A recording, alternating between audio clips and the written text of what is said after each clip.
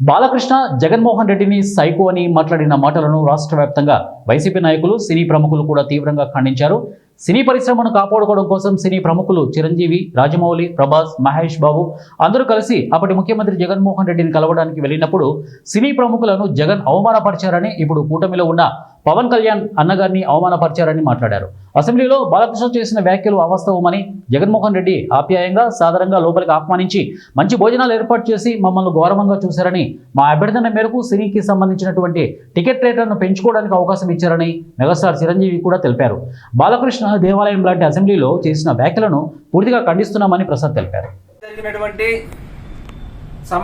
Assembly సమావేశాల్లోనే కూటమి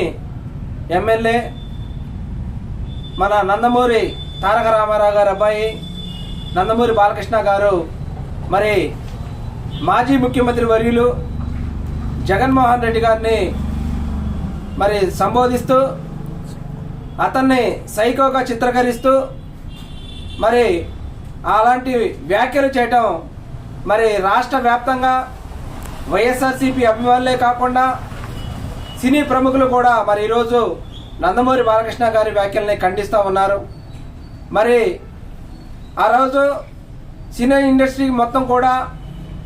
అప్పుడున్నటువంటి ముఖ్యమంత్రి జగన్మోహన్ రెడ్డి గారి దగ్గరికి మరి కలిసి చిత్ర పరిశ్రమకు ఆదాయం కోల్పోతున్నామని, టికెట్ల రేట్లు పెంచమని మరి ఆ రోజు సినీ ప్రముఖులు మెగాస్టార్ చిరంజీవి గారు,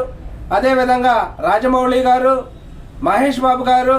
ప్రభాస్ గారు, మరి ఇంకా ఆర్ నారాయణమూర్తి గారు తదితరులు మరి వెళ్ళినటువంటి సందర్భం మనం గతంలో చూసాము. మరి ఏదైతే ఆ యొక్క రోజున జగన్మోహన్ రెడ్డి గారు మరి అప్పుడు మెగాస్టార్ చిరంజీవి గారిని అవమానకరంగా మరి అదేదో కూటమిలో ఉన్నటువంటి పవన్ కళ్యాణ్ గారు తప్పుపడుతూ మా అన్నని దూషిస్తారా, ఆయన్ని అవమానకరంగా చేస్తారా అని ఆ రోజు మాట్లాడటం మరి అందరం కూడా చూస్తూ ఉన్నాం. ఏదైతే నిజం అనేది నిప్పు లాంటిది. మరి ఈరోజు సాక్షాత్తు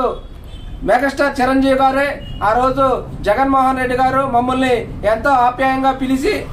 మమ్మల్ని మంచి విందు భోజనాన్ని పెట్టి మమ్మల్ని ఎంతో గౌరవంగా పంపి, అట్లాగే కాకుండా